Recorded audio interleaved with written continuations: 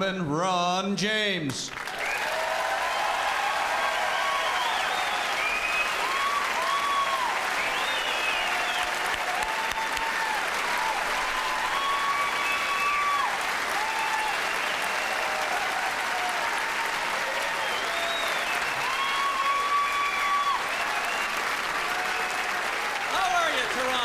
You here at the beautiful Winter Garden Theater, huh? And what a treat to be performing here on this old vaudeville stage, this crown jewel in the Lowe's theater chain where vaudevillian performers of an earlier day, huh, chased that bread and butter circuit in pursuit of the muse. Other than the TV cameras, the crippling union rates, and lingering threat of SARS, I'm not that far removed. Oh, yes, she's great, that's for sure, and I'm happy to be here, really. And a bonus, to be finally working in the summer. Oh, yeah, I'm on the road at that time of year when most folks' nerves are cabin fevered chewed to the friggin' nub.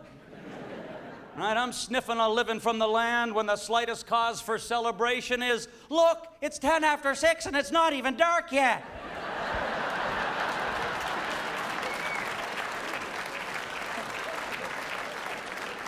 Sure, my little show coming to town is just the diversion to wife-swapping Saturdays at the Kapuskasing Snowmobile Club. Last January, I went around the tip of Lake Superior. Minus 90, 2.5 hours of daylight. Best time of year to see the region, really. I'm smack dab in the heart of the Canadian Shield, scoured granite hard by retreating glaciers you'd swear they just left yesterday. Azure blue skies curtain a tablet of forever white, and all around the wind is howling like a whore at the clinic.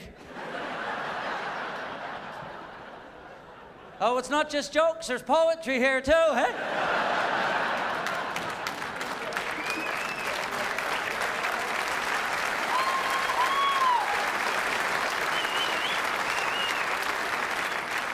I'm playing lonesome sentinels of the Trans-Canada Highway.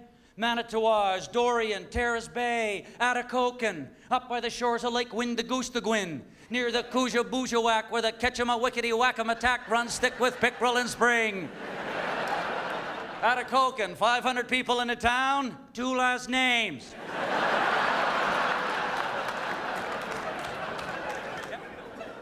My truck is a moving block of salt. I'm scared to stop in case every moose in 827 kilometers has their tongue stuck to the front bumper. Because those of us who ply our trade on the northern roadways are well aware there's no shortage of moose in the Big Dominion. They're standing shoulder to shoulder, sharing in their collective death wish. Because there's nothing a moose wants more than as soon as the sun goes down, to leave the safe confines of his forest home, step into the middle of the highway, and lick it.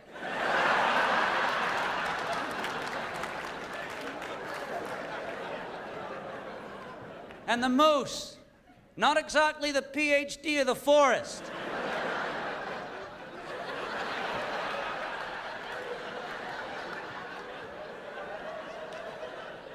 Of course, I turned the corner at 120 clicks, marveling at the beauty of the northern lights, when smuck, 1,100 kilos of salt-struck ungulate come sailing through the windshield.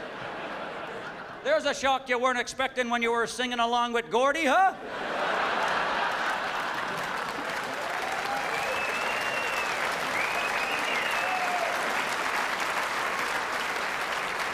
Oh, the legend lives on from the tip of in a big lake they go, woo, moose!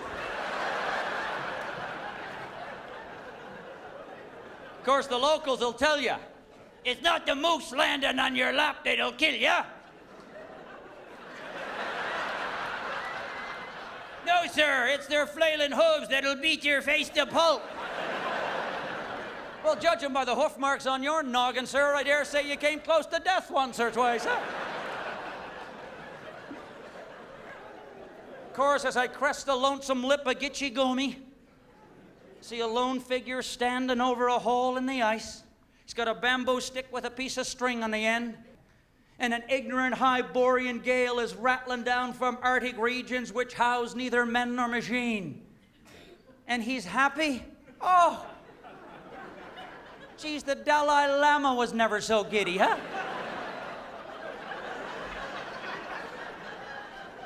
He's ice fishing. And they call it a sport. Geez, I'll never make fun of curling again.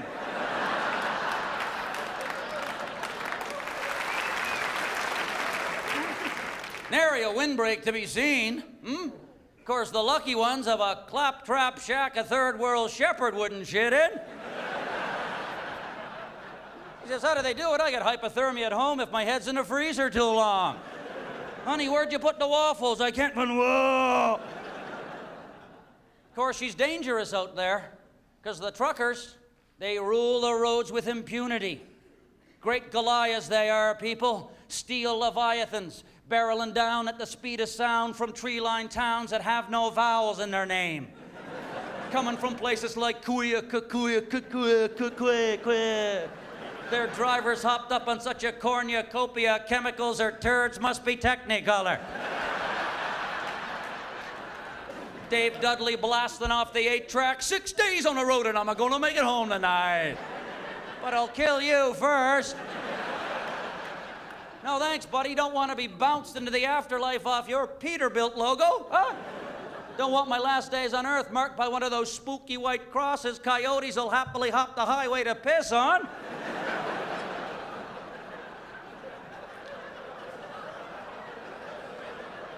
Of course, when I was driving my 1990 Toyota Corolla, didn't feel too vulnerable on the highway in that, huh?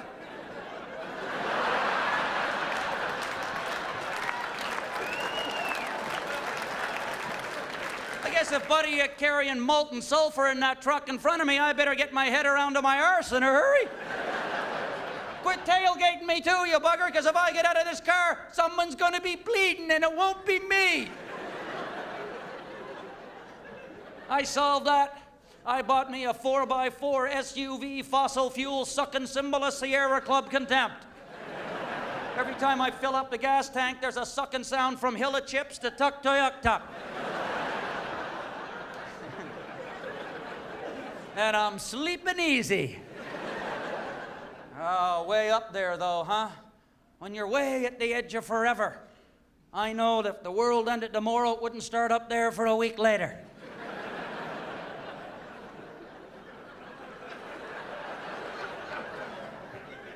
I was so far gone in the great out there, I hadn't seen a Tim Hortons donut chain for 3.5 days.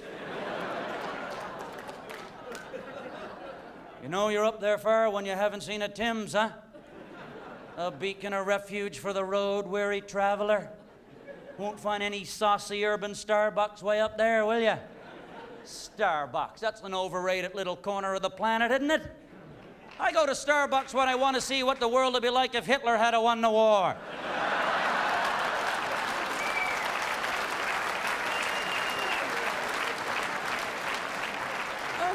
Always giving you their fresh-faced Aryan efficiency to go with their oh-so insincere up with people smile and their $17.95 cafe latte. Geez, at that price, darling, a sponge bath must be coming too, is it? Not so Tim's. Tim's is a home away from home for the lumpen proletariat on life's hard highway. And here they come. Look at them, folks. Mom and Dad in their salt-caked Windstar. Bound for some God-forsaken corner of the country for another hockey tournament. Both of them going from dawn till dusk. God bless them, not a spare minute to themselves. Lord Jesus, I haven't ridden bareback on Saturday night since little Gordy got bumped up to Baname.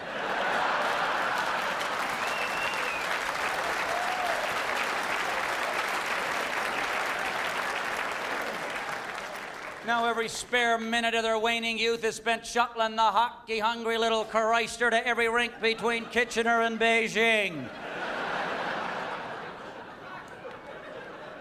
But lo and behold, good people, some saint to the double-double and honey dip. has delivered their little ship to the calm harbor of a Tim Jeasley Hortons. We've all been there too, haven't we? As we knock the snow from our boots and step over the threshold, we're enveloped in that iridescent cocoon of familiarity. And the halogen lights in the ceiling so bright, they're almost searing the friggin' retinas out of your eyes.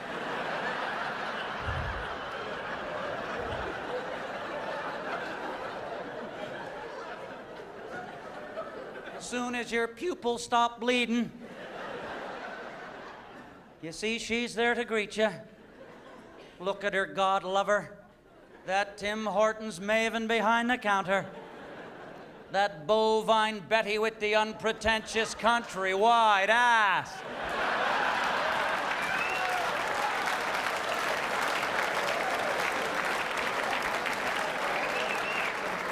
Sporting that fashionably foxy hairnet. Slide me up a double-double and a chocolate dip, darling, because you got me warm in the secret spot.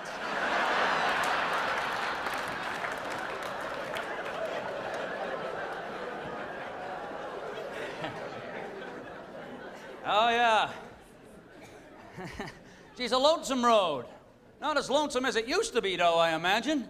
Because our roads were rivers once that snaked through a forest primeval, carrying commerce to wild dominions where big freaking furry stuff lived that'd eat ya. And in the process of economic exchange, they lay purchase to pristine corners of the great out there long before Remax was a cottage country catchphrase. I drive river roads of asphalt, where black ice looms beneath death-fine snow that'll spin the best of drivers into crotch-soaking meridian hopping 360s. Flips and me topsy-turvy end over end to the way too far below valley bottom to rest forever forgotten in twisted metal, where industrious rodents will wean their young in my bleached cranial cavity.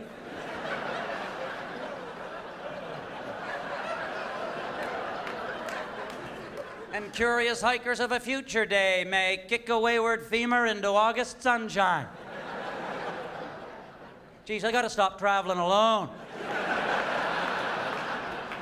I follow lines on maps o'er ocean by plain and mountain pass, born as corridors in some Clovis Point dream time, when first people stumbled, windward bent and bowed in search of meadows green with game. Next came explorers, trappers, and settlers, escaping the rat-choked, scab-picking, syphilitic alleyways of the old world for the pine-scented fresh air freedoms of the new. Mind you, after one winter of 18th century gum-bleeding, tooth-splitting Montreal scurvy, geez, you'd be damn near whimsical for a case of Parisian clap.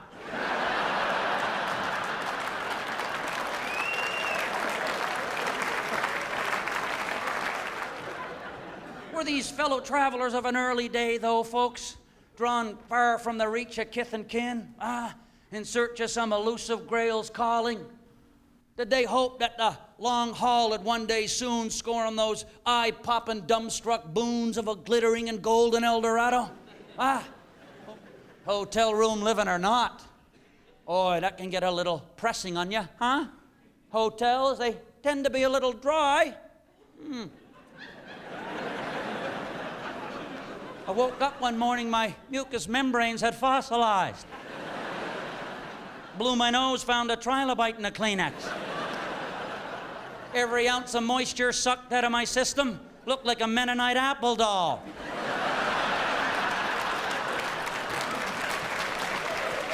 Something you'd nail to the front door to scare off the Jehovah's Witness. And all the hotels have complimentary coffee now. Complimentary? It's strychnine.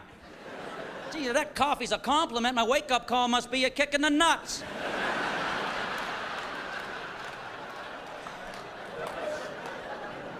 Smoke alarm's a dead canary in a cage. Bed sheets are so thin, geez, I held mine up to the light, saw the face of Jesus in it. The walls are no better. Couple in the next room going at it like they're working out a trampoline routine for Cirque du Soleil. Springy wacka, springy wacka, wacka wacka, springy wacka, springy, springy wacka wacka. Geez, I yelled in, you're gonna throw your back out? Sure, two fellas yell back, we're being careful.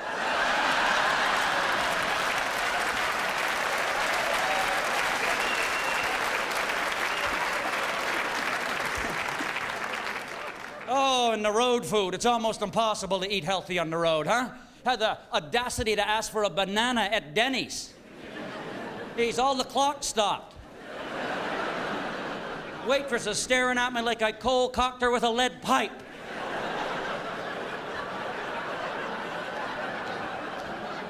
He says, I'd have got faster service if I asked for the lost books of Noah.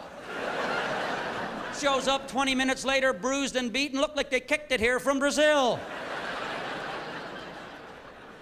It's a matter of life and death, people. I'm 45 years old, and I manufacture cholesterol like Ford does widgets. I'm genetically hardwired to have one of those dead before he hits the floor coronaries by 50.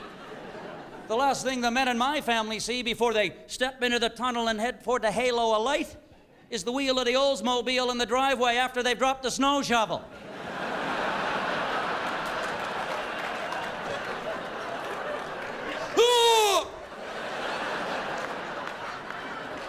Last earthly thing they read is please inflate to 32 pounds per square inch.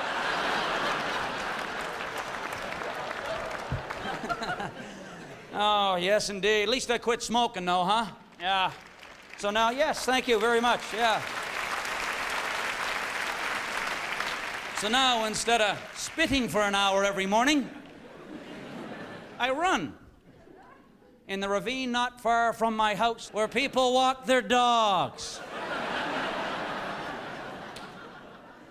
I like dogs, but if the big fella's got a taste for human flesh, let's keep him on a leash, shall we? Not a 90-foot collapsible tether.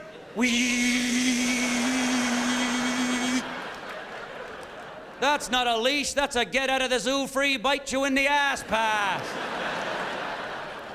And I'm starting my day with the sun on my face and the wind at my back when,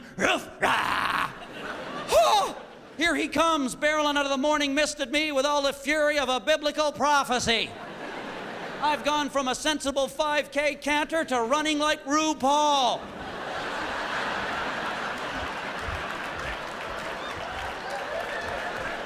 And the owner, that big on the hill.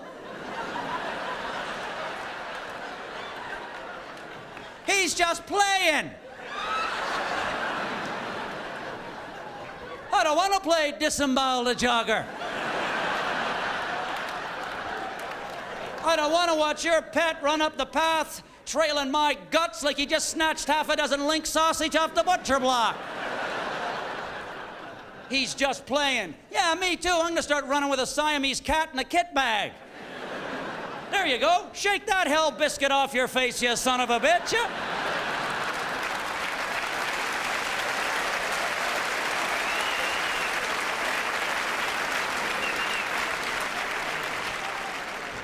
Yeah, I started running so I'd live long enough to pay off my mortgage. Bought my first house 7 years ago. Bought? There's a word that needs some definition. Won't own it till the year 2041. Come on by for the mortgage burn and watch the grandkids playing croquet with my dentures. Of course, people say, you must own your own home, Ron. You're in show business. Yeah. I'm in Canadian show business.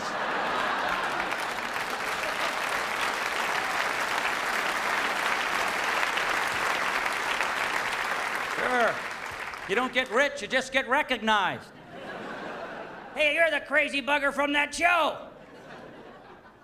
What the Jesus are you doing in Legion 128? Round up pickled eggs for my buddy. Wow.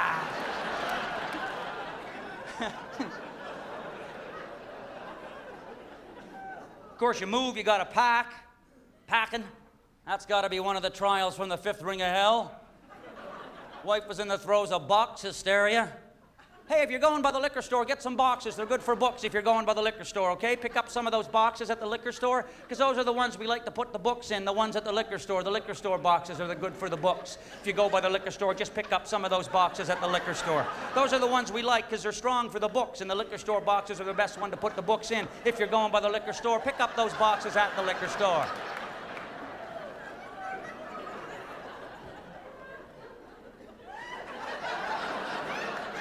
Oh, don't worry, I'll be going by the liquor store.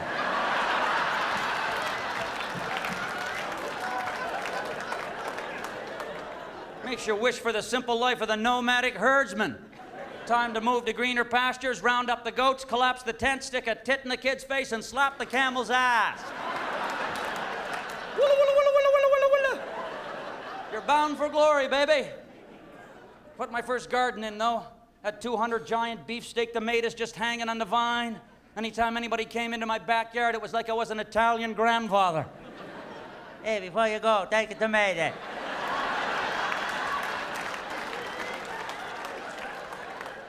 Take a tomato, Tony. Hey, Tony, take a tomato back to Woodbridge with you. Take a tomato. I'm like Bobby De Niro selling tomatoes, huh? Hey, you want a tomato, you fuck?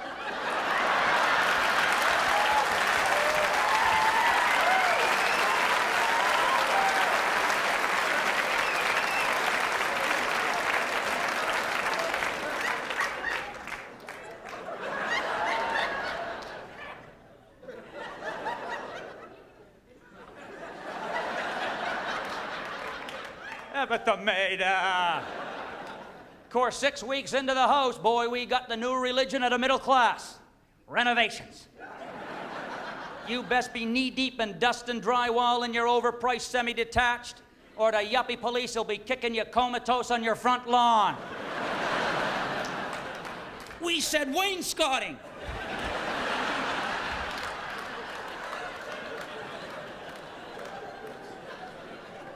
Hey, Jane, hey? The renos, the rolling renos. The bathroom, the backyard, the living room, the kitchen. Christ, the pyramids went up faster. And the cost for kitchen cabinets alone. Geez, honey, I realized it was a consummate Italian craftsman building them. I just didn't know it was Michael fucking Angelo.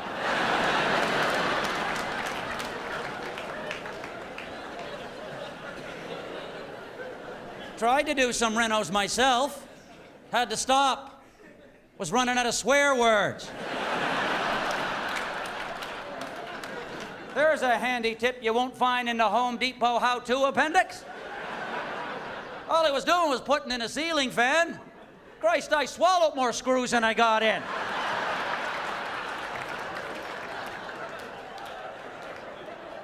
The profanity dancing out of my gate would make a demon in the bull ring of hell blush, people. Geez, the windows were open, neighbors walking by thought an exorcism was in progress.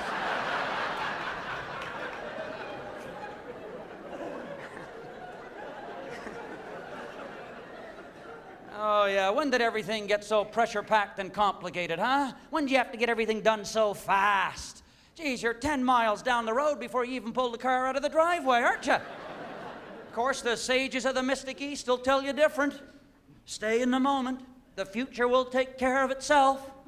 Easy for them to say, with the monastery mortgage paid off since 1110. And the only worries of a celibate monk is whether or not to choke the chicken after a cold shower.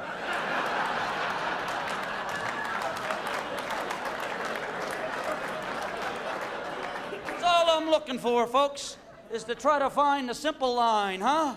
When was it ever simple? And I hearken back to those halcyon days of youth, shoestring simplicity. And the thing that comes to mind are those bacchanalian revelries we used to take to camping trips in provincial parks in the 1970s. Boy, you couldn't get any more shoestring simple than that. 27 of you heading over in a rusty Plymouth with no shocks, 15 cases of warm stubbies in the trunk, buddy in the passenger seat building a bong out of popsicle sticks. Got the gross national product of Morocco sitting in the glove compartment.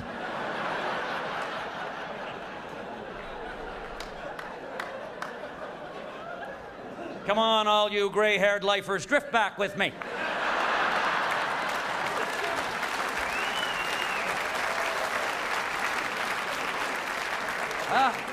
Sure. Of course, as soon as you get to the campsite, anarchy reigns supreme, doesn't it, folks? Yes, there's a cloud of smoke billowing out of the tent can rival an industrial accident. Some fella's sitting on the forest floor with a long dart sticking out of his sternum.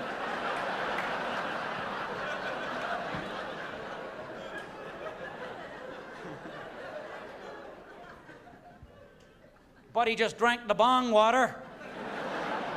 He's become a levitating shapeshifter. His feet won't hit the ground till he gets 5 sessions of electroshock in 1987. Son, I'd pretty well set your watches to pain once you hear this phrase. I'll turn on the Coleman stove.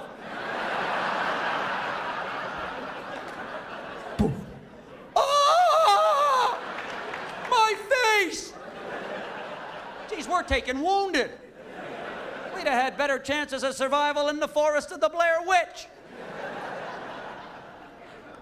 And the party kicks into high gear soon as they break out the invention of the 1970s. Wine in a box. Hawked holler. Well, good citizens. If there was ever an aptly named alcoholic beverage.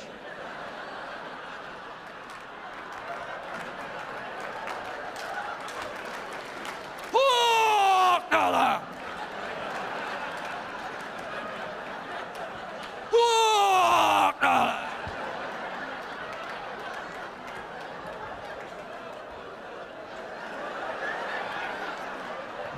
That's how the connoisseurs prefer their wine, I'm told. Warm in a styrofoam cup on a picnic table with a dead Miller floating on top. Oh, yeah, huh? And you don't so much go to sleep at night as pass out en masse like a sing-along at Jonestown. Drink the Hochtaler, children. We're going to a better place. Drink the Hochtaler.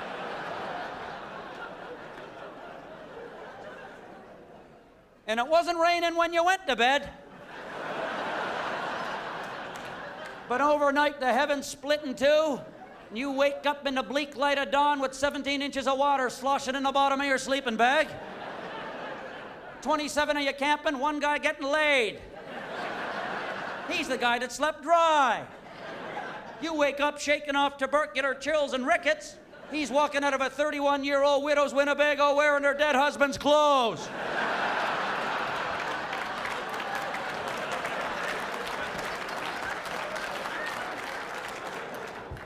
Oh, yeah, absolutely. It's unbelievable, though, isn't it, huh? And then, of course, the last night there, those not missing in action show up for the sing-along. Somebody's brought a guitar.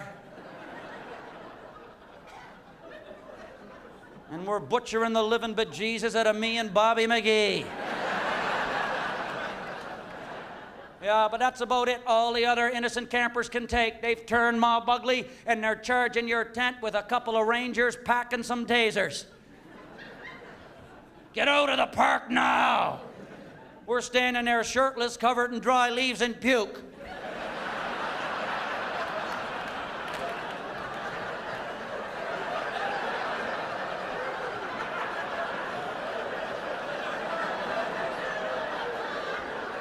Are we bugging you?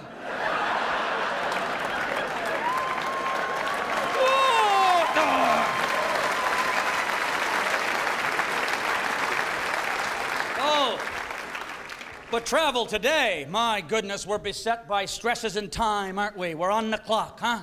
And, you know, with the scant 3 weeks of summer vacation you get in a summer that's short enough in Canada. How was your summer? Blink, oh, missed it. You don't want to spend it driving to your destination, do you, huh? So here's a little travel tip, folks. Before you pull the loved ones out of the driveway, mix them up a little Gravol cocktail. Pass around a Benlin chaser.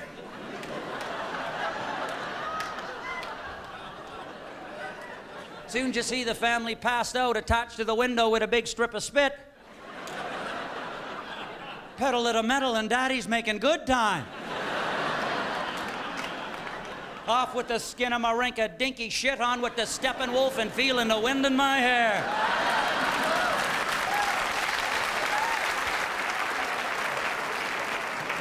Oh, and when the blissful breezes of summer blow, huh? Oh, the curative smell of summer.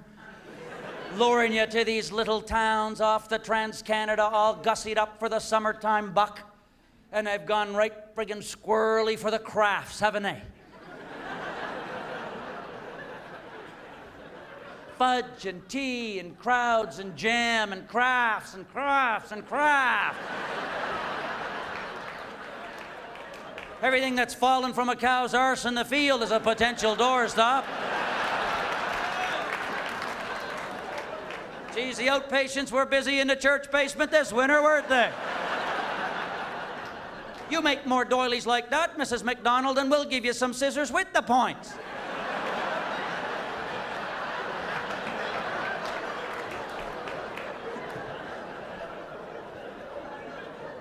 And of course, it's always fun to incorporate some education on a summertime vacation. I like to go to the forts. Just a word to the wise. Those people who work at the forts and dress up in olden time clothes, they take their work pretty seriously.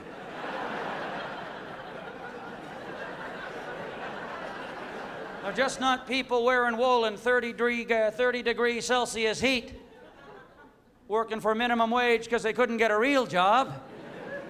No, they're reenactors.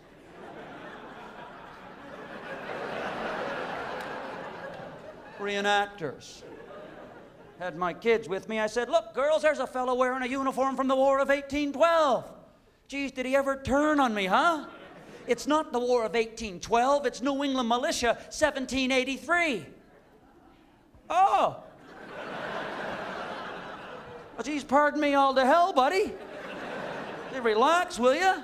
It's not me who's trying to feed a family and float a mortgage playing a fucking fife. Your old man must be tickled pink. You pissed his pension funds away for that folklore degree from U of T, huh?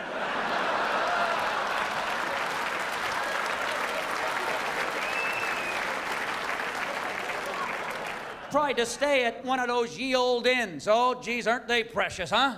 Chock-a-block with antiques, Wedgwood, and porcelain. Would have got the poor Queen Mother, God bless her, speaking in tongues, huh? You go up to the front door, and down the hallway comes the owner. Just this sphincter-twisted little dominatrix.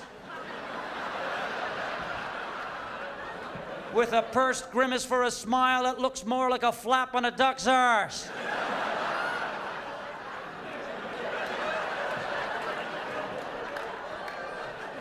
Giving my kids the condescending once-over like they just jumped the quarantine fence at the refugee camp. She said, we don't accept them.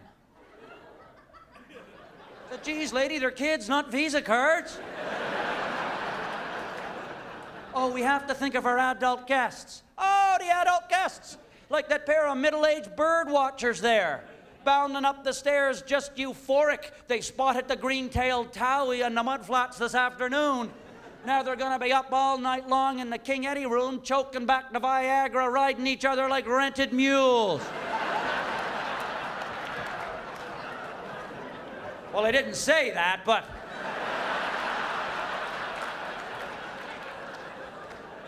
As soon as I get the thought out of my head, down the hallway runs her little lasso apso and drills himself against my shin in carnal embrace. Give me a crowbar to get this thing off me, will you? Geez, God forbid that my demon spawn should upset the Zen tranquility that fuzzy little bugger's maintaining. You have their best interests at heart, though. You want them to have a good summer vacation. When I was a kid, we played in the ocean during summer's brief visits. Was raised in the Maritimes. Boy, I could play in that Atlantic as a 10-year-old kid, 8 hours a day, fueled on nothing more than a Joe Louis and a can of Mountain Dew. Ma, watch what I can do in the undertow.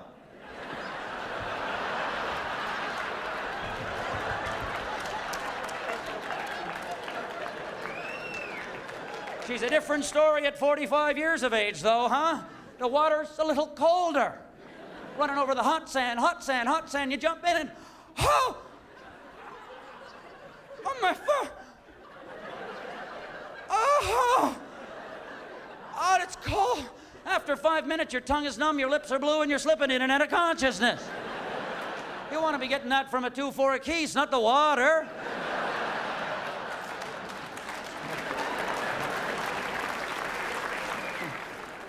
We didn't have to go far to the ocean, though, huh? Only a half hour away, in that street I used to live on.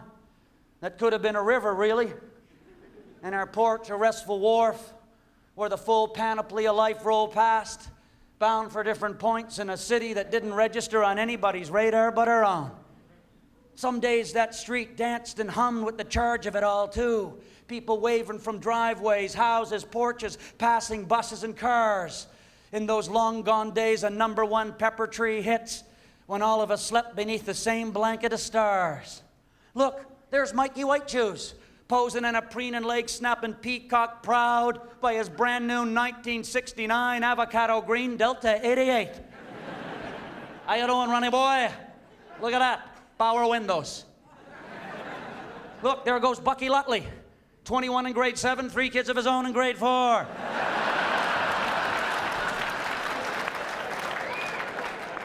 Sure, had to quit school because he got the teacher pregnant. He was in my math class, taught by Mr. Baker, hairiest human being on the planet. He shaved at 6 a.m. by recess, the vice principal's mowing his neck. If he stood by the window on a humid day and the rays of the sun caught him, that hair had burst out of his shirt collar, chia pet fast. Wrapped 3 times around his face. Before you know it, he's in the corner marking his territory and we're chucking him raw pieces of liver. Phoned your host if you made lower than 65 out of 100 on a math test. Whoa, many a time I'd be walking back to my house. That test would be burning a hole in my pocket like the map of Bonanza. You folks under 30, talk amongst yourselves.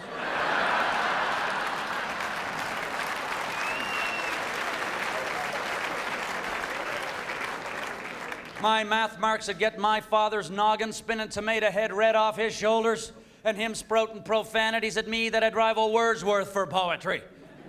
Jumping German Jesus, you better start passing math, you little Christer. There's gonna be a stranger in hell for breakfast by the Lord snapping arseholes.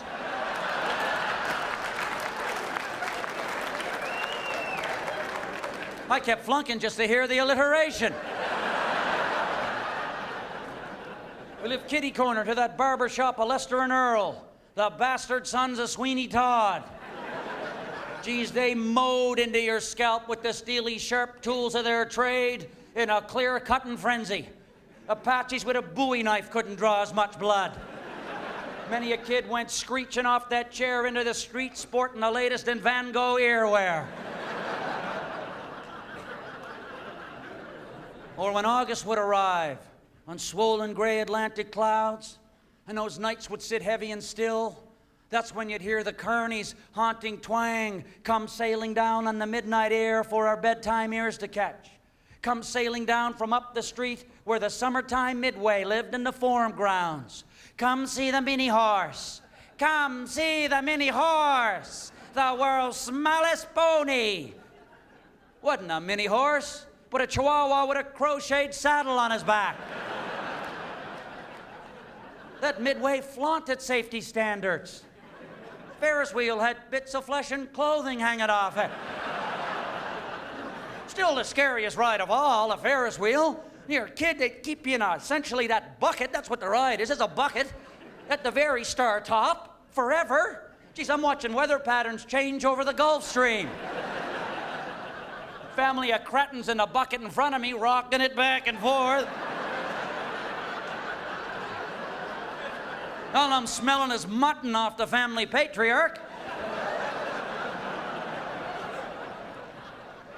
Looking for help with the ride operator a million lifetimes below. Geez, he can't help me. He's related to the people in the bucket.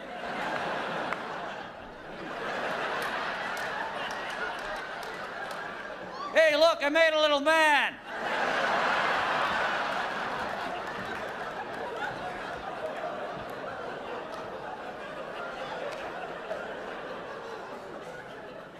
Of course, we used to head up to the Forum, too, to watch those NHL teams come practice for their fall exhibition games. They used to let us out early from shop class. Shop class, remember that public school rite of passage? Good God, medieval warfare was safer than shop class. More jugulars were severed in a grade 7 shop class than at the Battle of Hastings. We're supposed to be making our moms letter holders. Right, Bucky Lotley's building a hash pipe that Dr. Seuss would envy.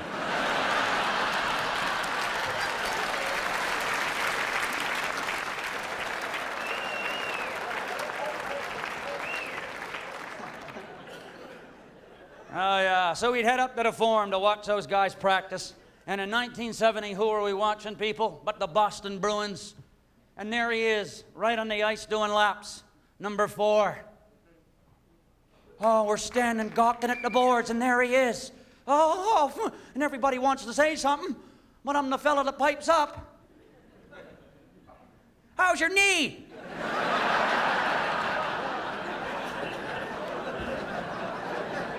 I'm still waiting for an answer. But who shows up instead but Johnny McKenzie, huh? And there he is, right by the boards. I say, Johnny, give me your autograph, buddy. And he turned to look at me. It's the first time I saw an NHL player's head close up. Holy Jesus Christ. Looked like a forgotten ball of suet, huh? There was twigs and shit sticking out of it. Looked like the dogs had been playing with it underneath the back porch. From a million blue line collisions and battles, Christ, the doctor that stitched him up did hard time at Nuremberg. I say, Johnny, give me your autograph. He looks at me, he said, piss off, you little red-headed prick. Because I was once. And another player stops him and said, hey, Johnny, don't talk to the kid like that. He's going to remember that forever. And may I say, thank you, Derek Sanderson.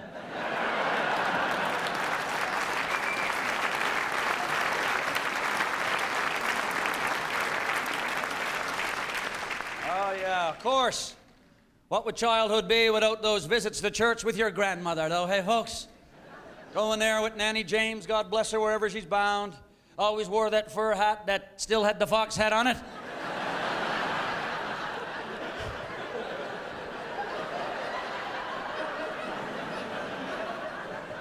So no matter where she was looking in church, that fox was always keeping an eye on me.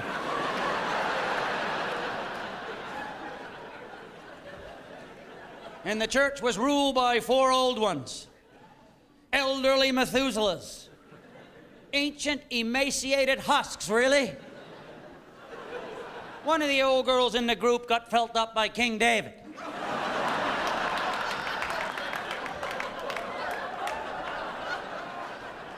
Didn't have a clue what the service was about. Just like to show up, wear hats, and pass gas. Now, people, not your average, everyday, run-of-the-mill social faux pas flatulence from having one too many triangle egg salad sandwiches in the vestry.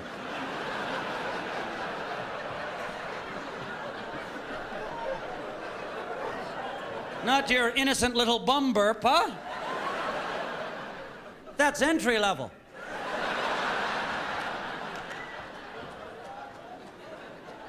I am talking the heinous and rancid cold wind of the grave. We'd be singing, the first Noel, the...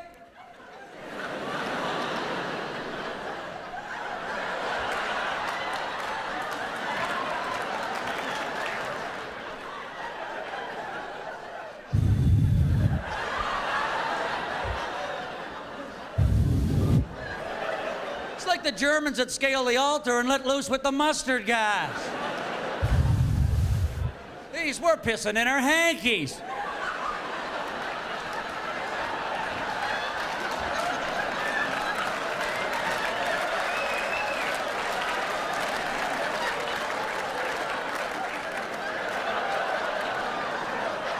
Somebody get a pillow from the truck and go up there and put them down.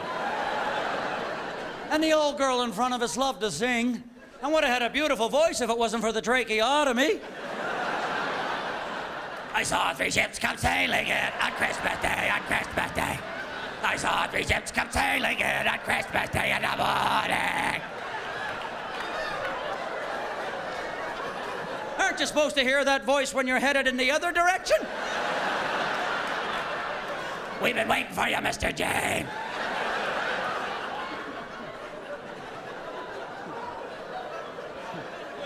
and her husband beside her, deaf as a post. Last words he heard were during the Battle of the Atlantic in 1942. Get out of the boiler room.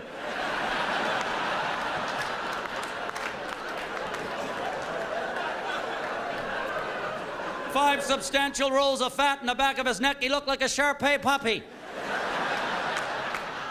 Which, when you're a bored 12-year-old kid in church with a pocket full of collection change. Ooh, the opportunities are limitless, aren't they?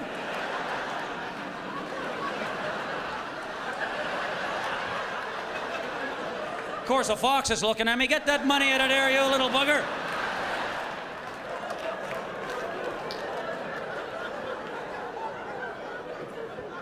We were connected once somehow. Sure we were, that street and the day and the sea and the people. But as much as you wished it could have lasted forever, there came a day, too, when you realized you were born with that wandering gene of the Celtic tribes. Driven to the far corners of the world for a different run at another day, hoping that somewhere beyond that bend in the river in lee of the trees, you'd find an acre of green to call your own, where the lodestone's hum of home is familiar. Only trouble is, when I set my compass bearing to such point, somebody out there's trying to make everything in the world look the same. Wherever you go, you'll see it, won't you? That intersection to anywhere North America. Whether it's on the outskirts of Corner Brook, Newfoundland, or Buena Vista, Arizona. It's that big box park at Taco Bell, Burger King, Home Depot, Walmart, Granny Smith's, Midas Muffler, Costco, 2,100 shops in the outlet mall, and jumping German. Geez, how much stuff do we have to buy in order to keep this planet spinning? Look at Costco.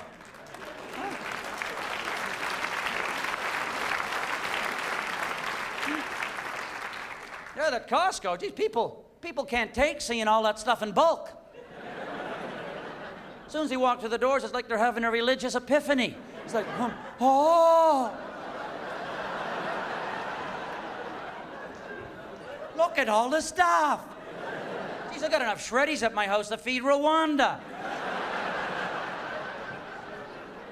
And you'll buy stuff you'll never use. I came out of there with a 12-volume set of the Tibetan Book of the Dead and a hydraulic lift. And give me some turtle wax. Yeah, that small Bavarian village-sized jug there. Got one vehicle I'll have to wax it every 10 minutes for the next 921 years in order to make a dent in the pig. But if it's on the shelf, I must need it, so bring it on. And more is best. That's the mantra of the masses, isn't it, huh? And I've been suckered into, dropped into chapters at one of those places, those big box parks, bought me a coffee I didn't finish and 15 books on impulse I won't get the chance to read. Crossed the parking lot to Future Shop. Figured I'd get myself some music to cocoon me in my travels beneath the big belly of blue. Walked in. Baker's dozen worth of young blue shirts hanging around the cash register, doing sweet fuck all.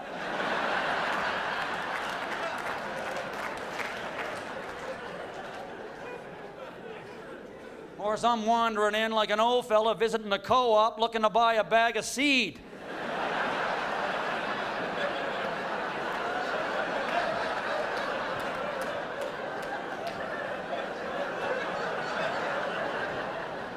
Any of you young fellas know where I can get me an Ian Tyson record?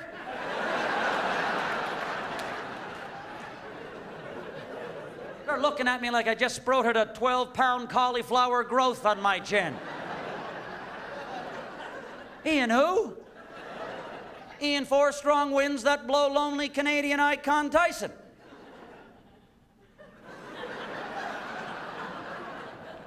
Think I'll go out to Alberta? Weather's good there in the fall. Got some friends that I can go to working for. And I'll guarantee it wouldn't be Future Shop, you pink-faced, condescending, immortal little shit, you.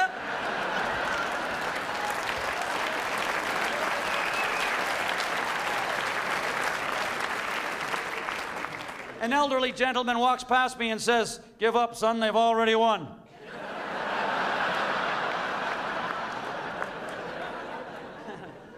Of course, reading the paper, you might think they have. My wife was reading the paper the other day. She said, look, honey, it's the new fad. The kids are splitting their tongue down the middle. Ah. I said, that's not a fad. A bike with a banana seat and monkey bars is a fad.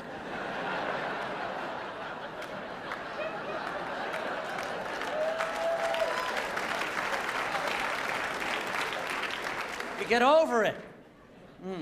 You split your tongue down the middle today, in the none too distant future, you're going to be the scariest friggin' grandmother at the park. Careful on the swings, Jimmy.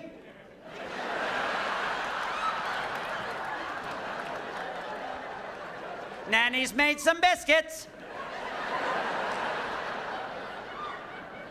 Genetically altered foods is another issue, isn't it, huh? I don't know, seems like a tempest in a teapot to me. My mom fed us click, clam, and spork. Spork. Just gets the palate a dancing, though, doesn't it? He's after eating that crap, a bowl of bovine growth hormones is a luxury. I'm at the house the other night, knock comes to the front door, I open it, there's a chap from Greenpeace standing there. Just a 7-foot ectomorphic vegan with a bag of almonds hanging off his belt. So you know where I stand.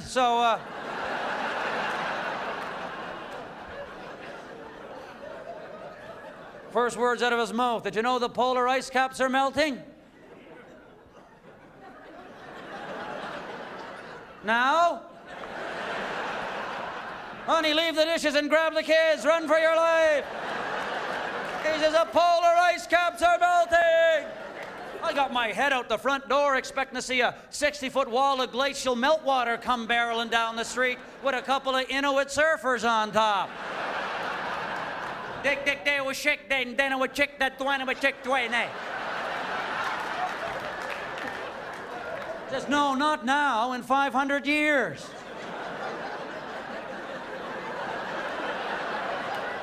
Oh, so what you're saying is I've got time to finish my meal then, do I?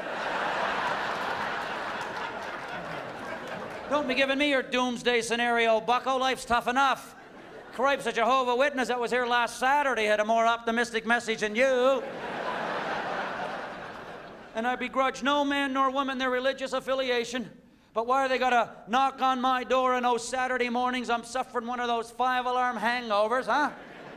Old pals from college days have passed through town. You've gone out on Friday night drinking like you're at a Viking funeral. Eat the draft glass, my friend. Eat it as we did in youthful days. For tomorrow, we attack at dawn.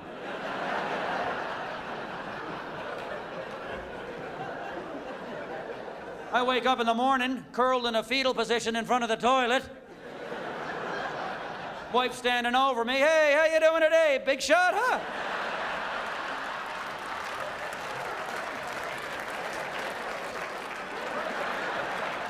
Come here, kids. Watch the brake fluid come out of your father's nose. Watch.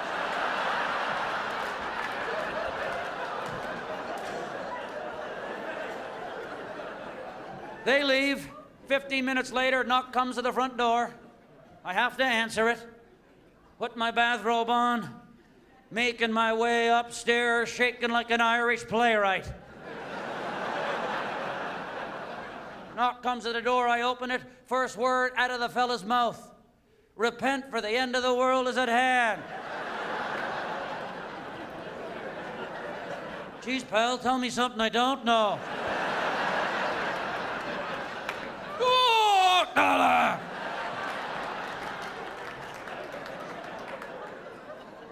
All the baby boomers are getting older, though, aren't we, huh? By the year 2015, 30% of the population's going to be over 65. Body shop's probably sitting on a line of products. Creams for the ancient. Some pretentious masticated bobo nut they've gotten a tubey paste. We'll be encouraged to smear on our graying old extremities, huh?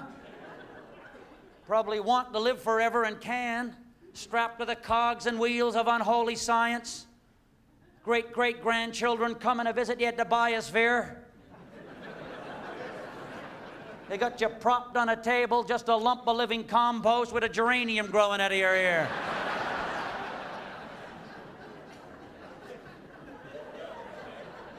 Of course, we'll be living in those adult communities too, won't we, huh?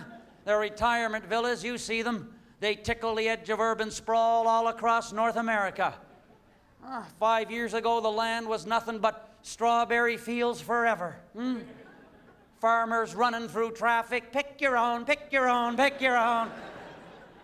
Now it's retirement communities that say, for the best years of your life, come live here. What? You go there to die. Best years of your life. Oh, can't wait till I'm 91, then the party starts, huh? The old scrotum is hanging like a couple of bocce balls in a slinky.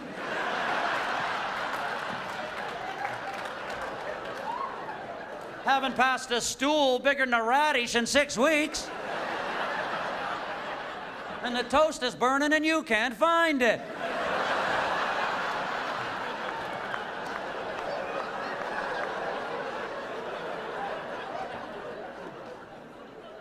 Says, I don't want to live forever. Knowing you're going to die someday helps you get things done. Geez, in 40 years I'm going to be 85. Better get computer literate now. Because there's something that's caught me snoozing. The technological tsunami that swept across the Western world, huh? Seems like yesterday I was playing Pac-Man. Suddenly I'm sitting in front of a blacked out Macintosh LC520 with a RAM jam. Screen's gone black. And I didn't save it.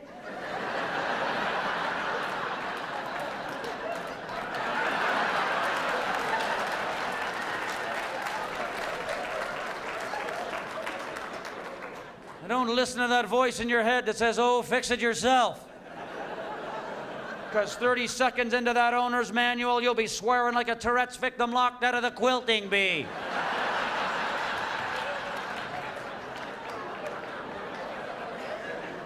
And you can't kick the bugger either because it's $5,000. It's not like that floor model black and white Zenith TV my dad had in the 1960s. He knew how to fix that, I tell you. What, going the blink on me with only 2 minutes left in the third period, you no good mossy face son of a whore bastard?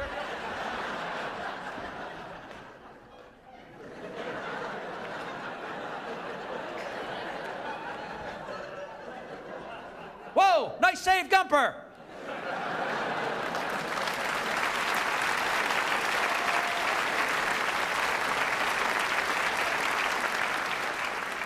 Simple, it's fixed.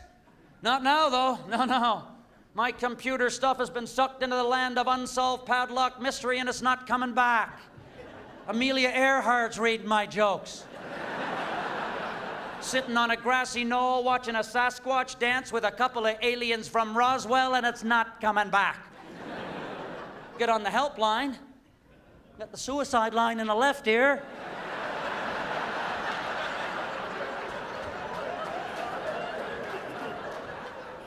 I'm on hold for 45 minutes, listening to some odious muzak from the fifth ring of hell. Smoke on the water on clarinet.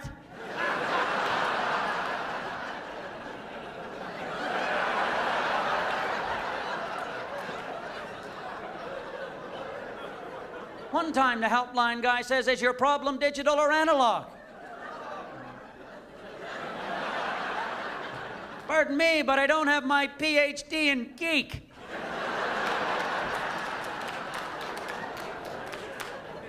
Front cover of Wired magazine a couple months ago said, forget everything you ever knew. Geez, I'm ahead of the pack because I knew squat to begin with. I don't belong in the future. I belong crouched over a dry heap of woolly mammoth scat, chipping a chunk of flint for fire. Then heading up the cave with my bowl of berry paints to recount the day's adventures for the tribes on the walls, huh? Shikdeno twitch twitch, kadono with chico with nano with twat twat, whoa, whoa. Yeah, jingle with deno with twitch twitch, don't, quit with twitch, whoa, Shikdeno way, doink, doink, whoa. It's not a hell of a lot different than what I've been doing for you tonight, come to think of it, but.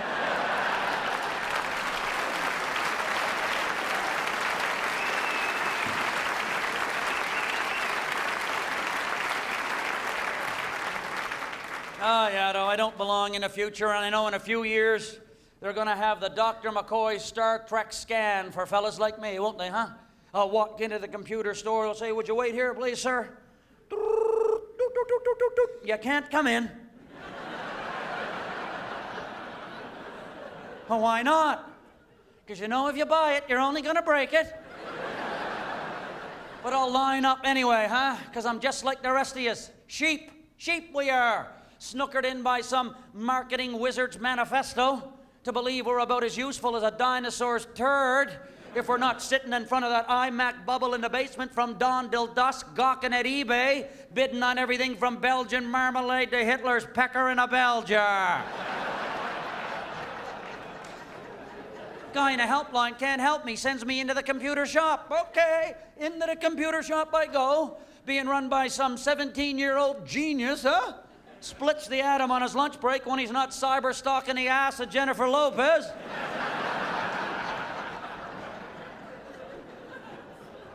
I said, my computer's broken. He said, no wonder. That's a Macintosh LC 520. That's old.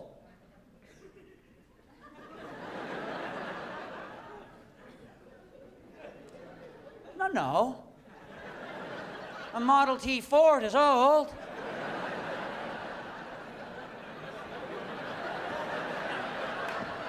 Benjamin Franklin's printing press. Old. The sandals of Jesus. Old. Purchased 5 years ago for $4,500. Fairly new. He says, what system are you using? I said 7.3. He said, you need 7.6. Good, give it to me, I'll buy it. Oh, I can't sell it to you. Why not? Discontinued. You, my friend, are dead.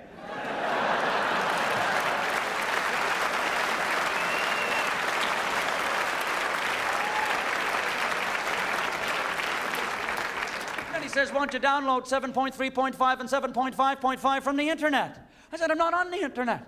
He said, why not? I said, because my fucking computer's broken.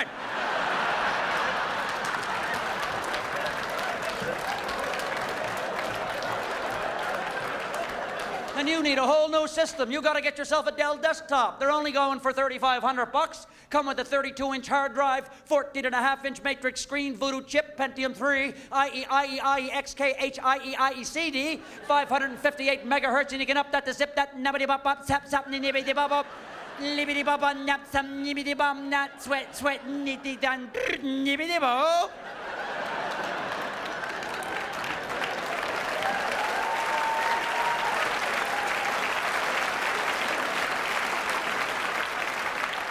Might as well be talking to the fella at the controls of the mothership. Look, I'm no squirrely-haired Unabomber running around the backwoods of Montana with an anger on for the man. But it suddenly occurred to me, the world is run by people who told on me in math class.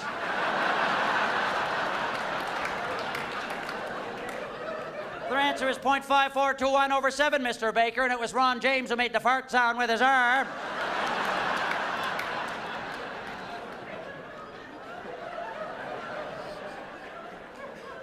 Well, yeah, you know, wrapping your head around the technological tsunami's one thing, but wrapping your head around 9/11's something entirely different, isn't it, huh? Boy, the old Western world spun clear off its axis since then, hasn't it? And the event itself, the dark gods of irony working overtime, George W. Bush falling face first into his gig at the White House after the greatest electoral travesty in the history of the democratic process.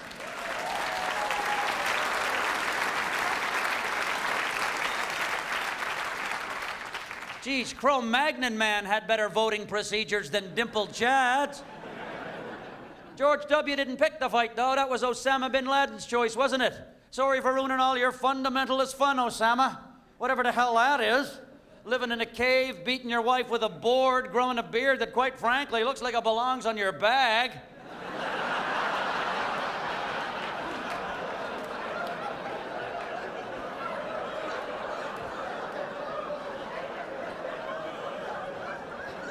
As after the day, 37 planes diverted to northern Newfoundland, Canada opens its arms in true North strong and free hospitality.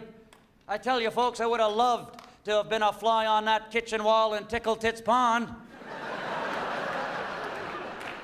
When that New York society belle is seated across from her gregarious host.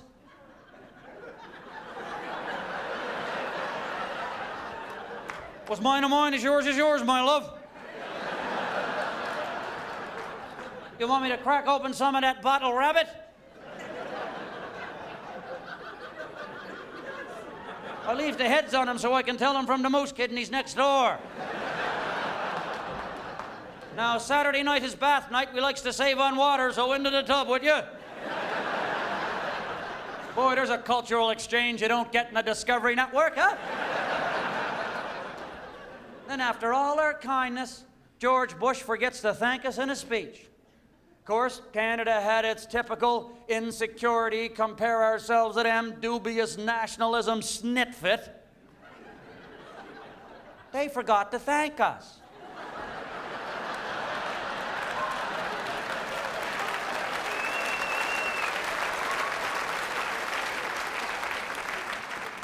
Gee, smarten up, eh?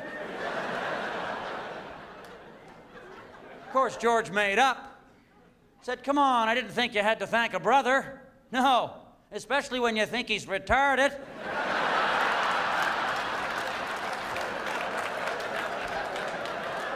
Of course, my American friends asked me after the war in Iraq, how come we didn't go to war with them?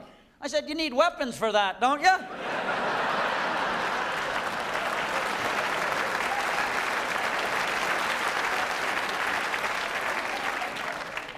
It's not for lack of courage in our men and women in uniform. Geez, they're braver than you and I will ever be, people. For the last 50 years, they've been sent into war-torn cesspools with the best weapons a disinterested succession of Canadian governments can buy. Yeah, you try to tell an Iraqi warlord to drop that AK-47 when you're pointing a government-issue Canadian Tire slingshot at him. Drop that gun or I'm going to let the ball go. It hit you in the nuts, it'll hurt. I said, geez, you know, we sent 4,000 troops to Afghanistan. Mind you, 3,900 of those were just mechanics for the Sea King, but...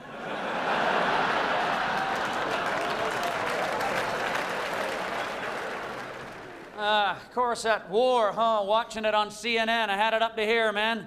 CNN and its infomercial running 24/7 for Armageddon. Cripes, any minute I expect to look out the window, see one of the horses of the apocalypse taking a dump on the front lawn. You wrap your head around all that, huh? TV just around and around and around the clock. But of course, you know, Canada and America have patched up their differences now, haven't we? We're on the road to familiarity once again. I don't think America's ever going to lose its mojo for Canada, is it? Huh? And Canada for America especially. Christ, every one of us had happily hopped the border for a February suntan and a successful sitcom.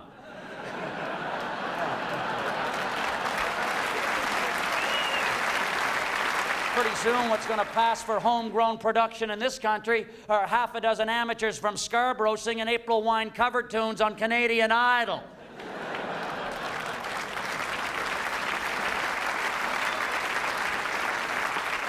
No, sirree, it's reality TV, folks, the new pablum for the masses, isn't it? That's a Pandora's box that was spawned by Survivor. Survivor, huh? Holy geez, surviving in the tropics nonetheless. On a fish and coconut diet. Geez, that's not survival, that's a spa. We're a winter nation.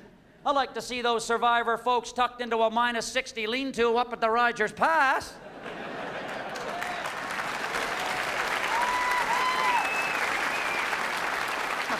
Geez, those who hadn't cannibalized their teammates the first day out would be food chain fodder before sweeps week was finished. All those reality shows are Darwinian principle run amok, though, aren't they? Win, win, win at all costs. Win at all costs. That's the message I'm getting from the popular press. Unless you're rich and famous, you suck. Geez, when did just getting through the day without being a Weasley prick lose its virtue? But what if there is no grail at the end of the trail, huh? Did you ever think of that? What if there is no shining chalice to clarify the who, what, and wherefore of the big mystery after we spent a lifetime with our nose in a box of Cracker Jacks expecting a prize? Then maybe the adventure itself is our just reward. Geez, if that's the case, we best embrace the place we are than where we think we ought to be. Because just trying to get to where you're going probably means you're on the right road anyway. And there's plenty of terra firma in this country to feel the nation's heartline hum beneath your wheels. So off you go. Point the nose of the car westward, eastward, northward, or somewhere. I toured that chunk of Gondwana land sitting smack dab in the middle of the North Atlantic called Newfoundland with a logic all its own. They took us out on Friday night to George Street. It's got a bar every square foot for 1.5 miles. You can fall off one stool and land in the other one before last call, right? Got in at 5 a.m. on Saturday. Our hosts wanted to do the same thing on Saturday night. I said, no, man, I can't. I hate flying with a hangover. He said, that's no problem, my son. I'll drop you off at the airport drunk.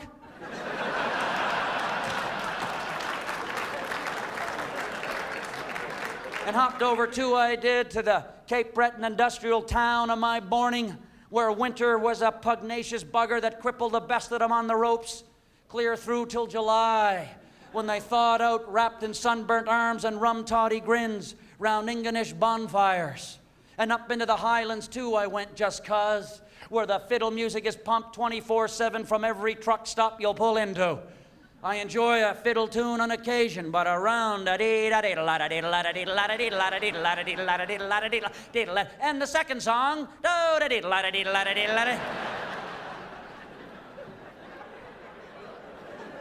enough to make a grown man dig his ears out with a fork, huh?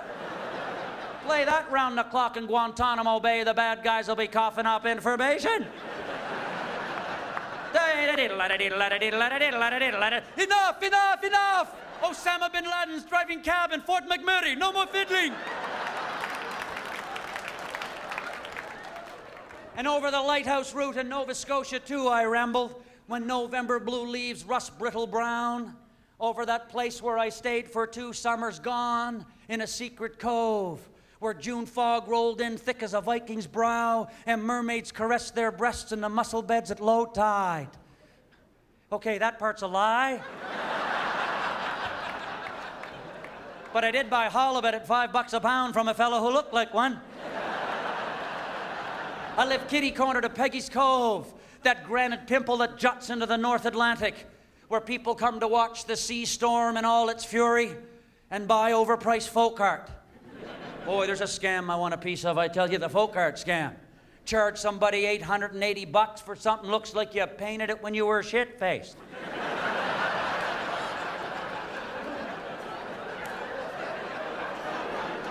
Get a block of wood, paint it red, put a coat hanger on the front. That's a lobster, boy. I made that myself.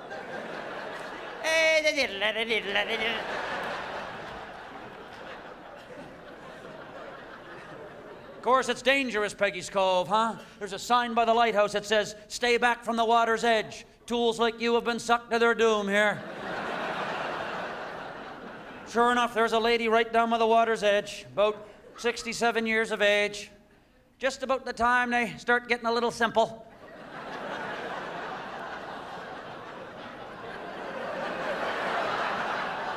Oh no, it's a good thing. It's an empowering time. Sure it is. You live their whole life raising a family, working a job for little or no thanks. And one day, about 10 years after menopause, all the gears go sprung at once. They got the brain of an Irish setter and they just don't give a fuck.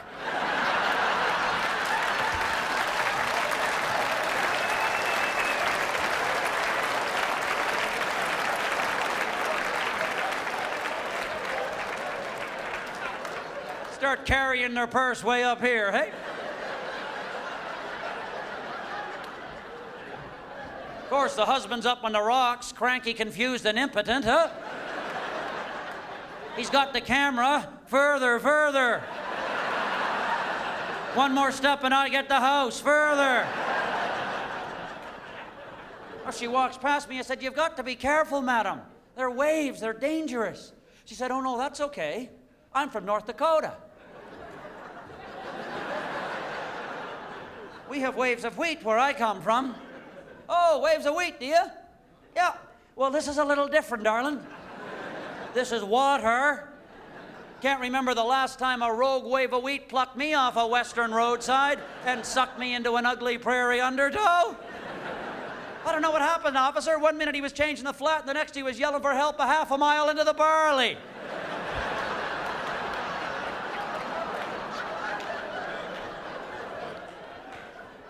Crossed over to PEI, too, in November, I did. Oh, yes, to commune with that spud-happy skid mark in the Northumberland Strait.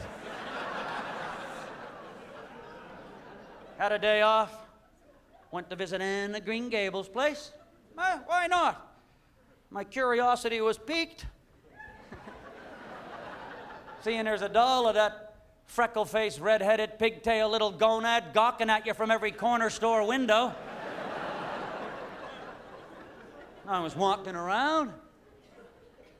I said to the tour guide, I said, oh, I guess this is where Anne did her homework at the kitchen table, is it?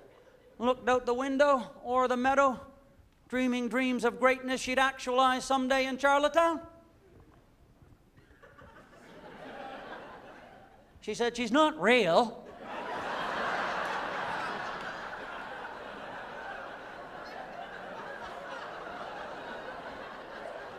What do you mean she's not real? I'm in her house. She said, she's a character from fiction. What? You mean to tell me this province has built the multi-million-dollar tourism industry around a fictitious little girl? Geez, hats off, I'm opening up Spider-Man's cottage.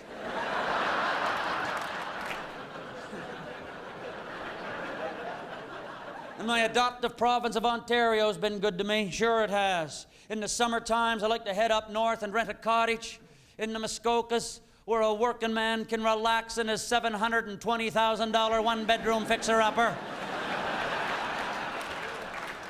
You pick up phrases in cottage country, though, don't you? Like pleasure boating. Seems like a bit of an oxymoron to me. I'm fishing on the dock with my kid, and Buddy up the lake decides to go for a pleasure boat. He puts his 90-foot fiberglass bullet in the water. That's got a pair of 484 Messerschmitt Daimler-Benz engines tucked under the front friggin' hood.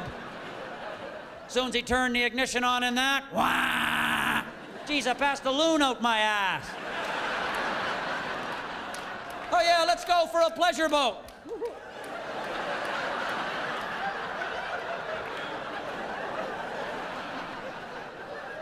And what happens to human beings when we get in a boat and we see other fellow humans in a boat? Dear God, we're as giddy as hillbillies at a pig greasing now, aren't we? Look, they're in a boat and we're in a boat.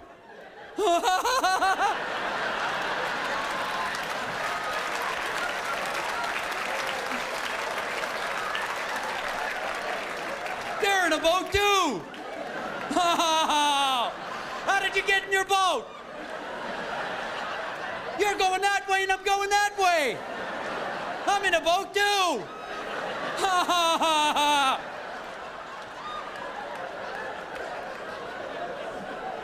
like to see the response I get from Buddy if I wave to him like that in downtown Bay Street, Toronto. Oh, you're the guy from the boat. Geez, the cops would have a net over me and a dart in my arse. Hi, boom, boom.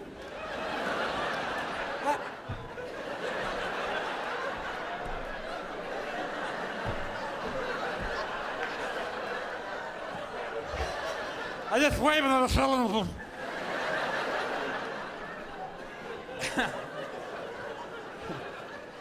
Tuck my nose, too, behind that boreal curtain of spruce that stretches from tip to tail o'er Turtle Island at that time of year when the air was buzzing electric with blood-sucking life. The black fly had broken. Now, honey, you get the marshmallows, I'll just set up the fire.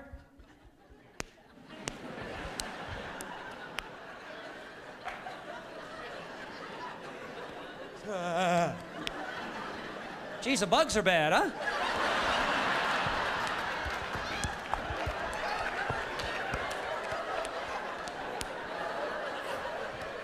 Yeah, give me the extra strength fly dope, will you? Yeah, give me the F off.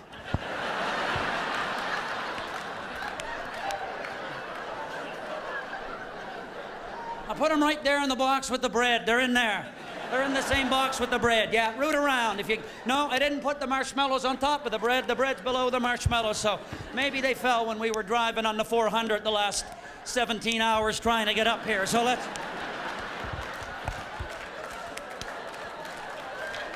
Yeah, well, root around if you can't find them then. No, I brought the brown bread, not the white bread. You said white bread causes cancer, and I want to get through the weekend alive, so... Yeah, hello! Root around. Look, they're in the flippin' trunk! Look, I'm sorry for raising my voice. I just said I'm trying to...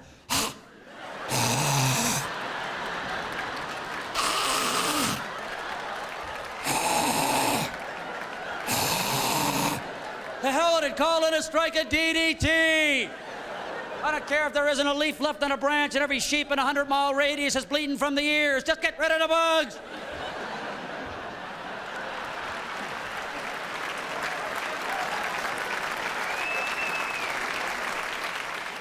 Oh, I'll tell you though, huh? The OPP keep Ontario's roads safe. Sure they do. I got pulled over the other night by the ride program. Sure. Wasn't drinking though, had 5 cappuccinos. Cop tried to give me the breathalyzer, but he couldn't because they wouldn't shut the fuck up.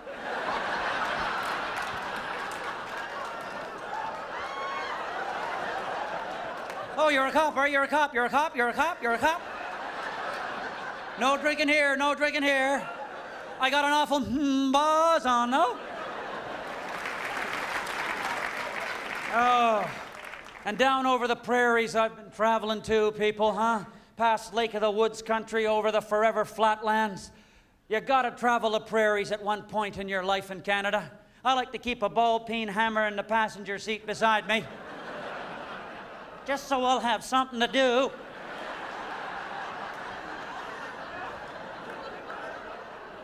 When are we gonna get to Regina? I've seen it coming for 3.5 days.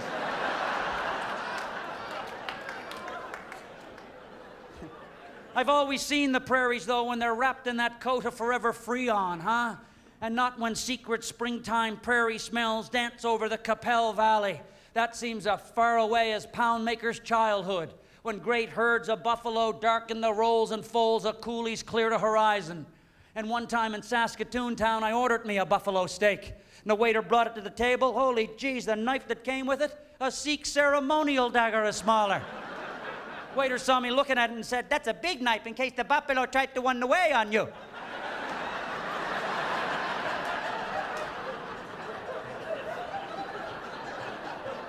And into the red meat lands of Alberta I've traveled to, huh? Where that proactive take no guff from the heathen East pioneer spirit fuels the juggernaut of a Western economy. You won't find any sphincter-twisted, button-down Bay Street types patrolling Calgary's business district. No, sir, it's oil barons drunk on power, elbow deep in a AAA mad cow sirloin, wiping the blood off their face with the sleeve of their Hugo Boss. Get on board with the West, Ontario, because if they turn the taps off out there, they'll find the rest of us frozen to the remote come spring. And up into Banff I've gone too, to commune with that conflicted crown jewel of our national park system. Oh, Banff, huh? Banff is the only place in the country where you can pay $10,000 for a wooden bear sculpture in the morning, then get mauled by the real thing that afternoon. When I was out there, this fella got taken down behind the Dairy Queen by a grizzly. Geez, you don't expect that, do you? Coming nose to nose with 800 kilos of ranged up, hungry, inbred grizzly bear when you're sucking back a Mr. Misty.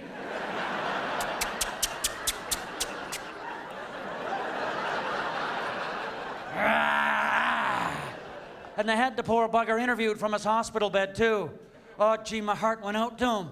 Only work he's going to be getting from here on in is the lead in the new Parks Canada documentary. Grizz man. Hi, how you doing?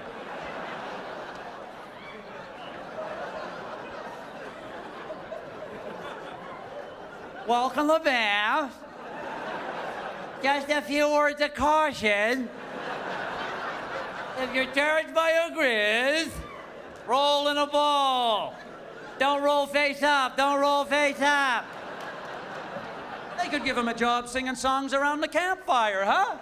The bear went over the mountain, the bear went over the mountain, bear went over the mountain and dragged me out of my tent. She cheered upon my head, she cheered upon my head. Dragged me up the hill, there were little ones, up the hill, there were little ones, up the hill, there were little ones, and left me there for dead.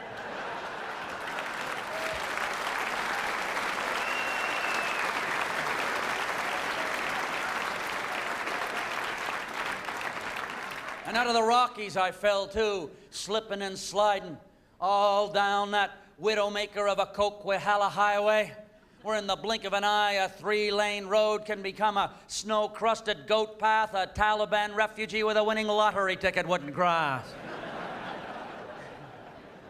To fall further down, down, down to that West Coast Shangri-La sea level of Vancouver, British Columbia. Where time is held in contempt and anything east of Chilliwack is suspect.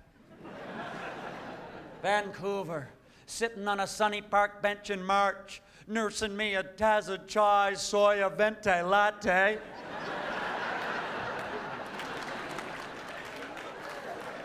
When around the corner she comes a purring, people, on her carbon-fired Kevlar rollerblades. It's a Kitsilano airhead Aphrodite, sporting a high-riding rack of nipple-pointing glandular perfection. Old men seated on the park bench erupt with applause and doff their hats in homage as they're released from their Viagra prison to feel a youthful rise in their flaccid John Thomas. Fierce Rottweilers drop to their backs, supplicant, mewling at the foot of this goddess. Breastfeeding little ones backhand their birth mothers. And reach, mommy. And the Pacific breeze carries her away like a dream, and me further westward to the terminus of the TCH, to rest in reverie beneath all those big Jeasley Douglas firs and Sitka spruce and hemlocks, with all that lichen loose witch's hair moss hanging all around, where shadows and sun build pillars of light neath a canopied cathedral of green. And as you step into that West Coast rainforest, the quiet envelops you. Oh, you start talking right quiet, eh? Oh my God, look at that tree. It's an 1,800-year-old cedar. Jeez, eh?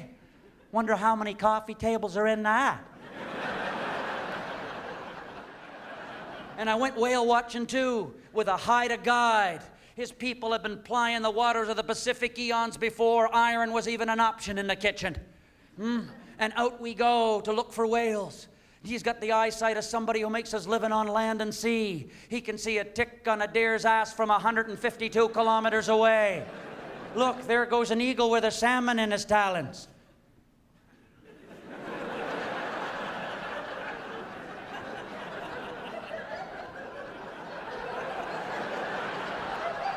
What kind of mushrooms you gotta eat to get eyesight like that?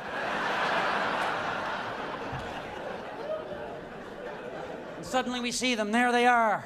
It's unbelievable. 6 gray whales feeding on krill and phytoplankton. Their flukes dancing in the Pacific sun and the water falling off them like diamond droplets. And we are dumbstruck with wonder, people. Oh.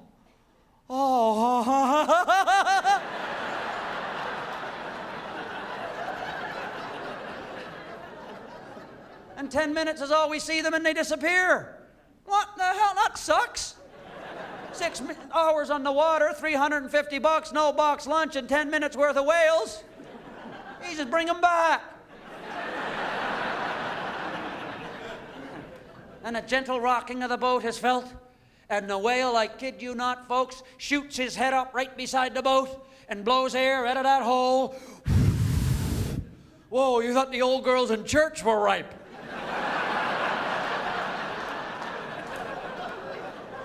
There's a wake-up call you don't get in your Sierra Club calendar.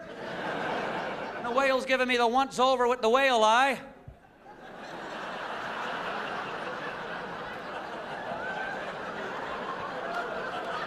You just know he'd get a higher mark in math than me, huh? And the lady beside me from Saskatchewan collapsed faster than 40 pounds of wet laundry. She hadn't seen a smelt on a plate before, let alone a 40-foot Leviathan. Well, she wasn't that big, but anyway. Would that she were that tall. I dare say my story would have taken a radical turn by now, huh? Yeah, we went whale watching. A whale stuck his head in the boat, and we talked to him and everything. But aside from that, there was a midget housewife from Saskatchewan on the boat. You don't see that every day. You know there's midgets in Saskatchewan, though, because you can see the wheat moving, but...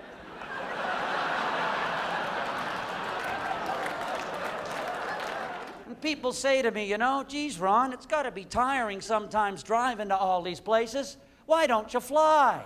Well, I don't fly because Air Canada gets on my wick. It started after 9/11. They saddled up to the government trough asking for a $150 million handout because people were afraid to fly. Geez, people were afraid to laugh. Nobody gave me any friggin' money.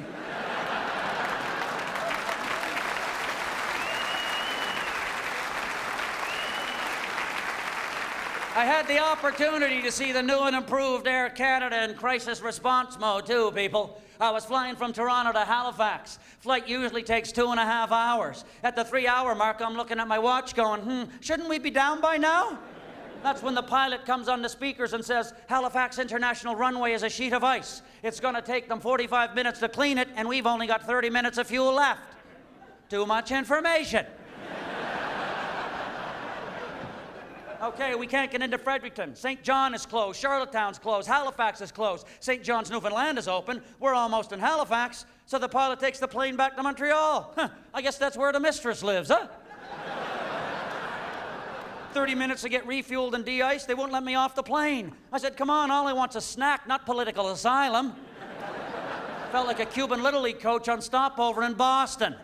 Please, let me off. I want to open up a bar and call it Pino O'Malley's. Go America. Only in a Cuban accent, and,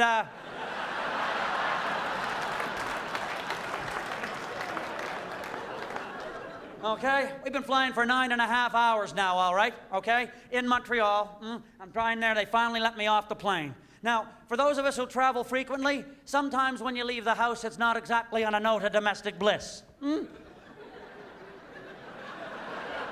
fact, I believe the last words I said when I left the house that day were, yeah, then up yours too. I get to Montreal, I say, geez, I better phone home. Hi, honey, I'm storm stayed in Montreal. Yeah? Then you better learn French, fuckface.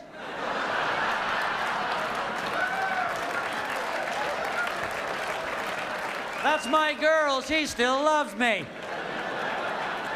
Took an attempt to get into Halifax, and we're hitting a little bit of turbulence, people. And I gotta go to the bathroom, right?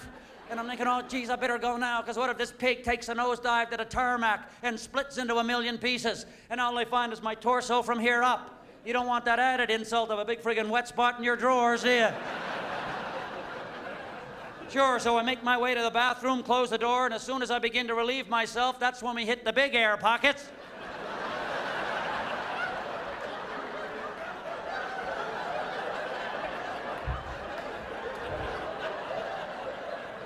Make my way down the aisle, little old lady in the seat in front of me puts her head between the slats. This is fun. Yeah, isn't it though? There you go.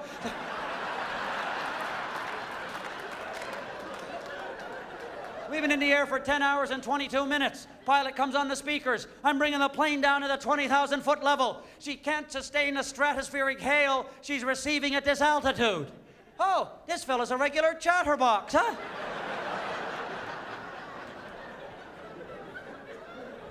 Brings her down to the 20,000-foot level. Air Canada finally takes the padlock off the free drink tray.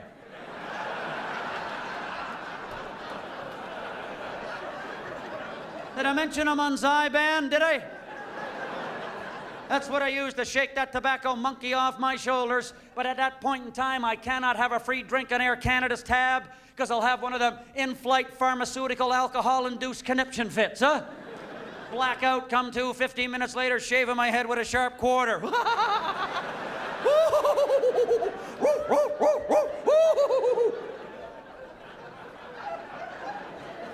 Can't get into Halifax a second time. We're going to St. John's, Newfoundland. Land in St. John's, Newfoundland. This is the only airport in North America, I dare say, where you'll hear this on the loudspeakers during times of crisis. with the passengers from flight 622. Ah, you poor little darlings.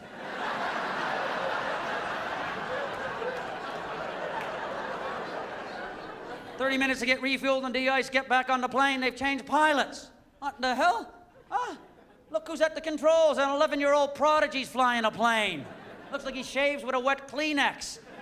That's not who you want flying a 747 at 30,000 feet when Zeus is rattling lightning bolts off the nose cone. You want some World War II grizzled old piss tank flying a plane, don't you?" "Sure you do. Soon as you walk on, you see his prosthetic limb hanging on the cockpit door."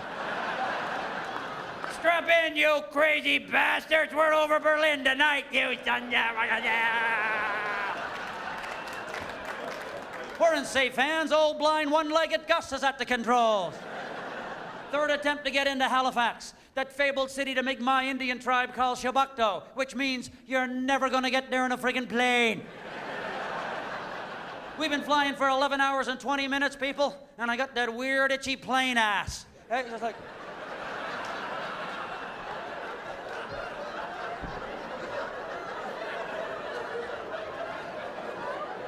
ready to have a sponge bath in the aisle with a wet nap.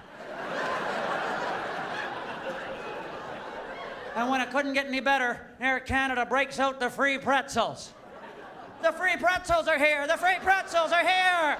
The pretzels! The pretzels!" Shave the village idiot and let's have a parade.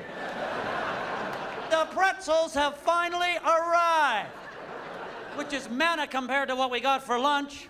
A bun in a bag, hard as the hobs of hell, stale, Jesus and came off the table at the Last Supper. And in the middle is a slice of ham so thin the pig never even felt it coming off his arm.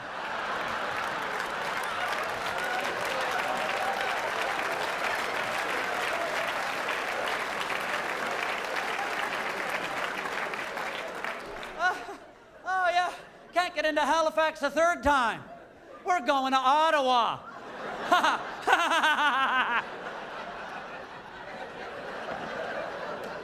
Land in Ottawa, 30 minutes to get refueled and de-iced. He won't let us off the plane. No vacancy in the hotels because the Special Olympics are in town. And I'm thinking that's a noble cause, but let me off because I'm so punchy at this point I could compete. Back in the air. We're going back to Toronto. I walk into Pearson Airport, 14 and a half hours since I stepped through the front doors, headed in the other direction. We're met by some public relations gidget. "Air Canada is proud to take you to your complimentary accommodations for the evening." You can stand at the front gates of Pearson and spit and hit 122 hotels in a 10-foot radius. After flying for 14 and a half hours in the storm-tossed skies of January, Air Canada puts 352 passengers on 5 buses and takes us 67 miles east of Scarborough.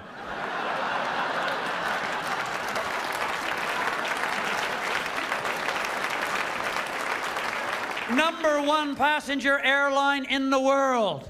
Just boggles the mind to think what the runner-up is doing. Welcome aboard. And that's why I drive.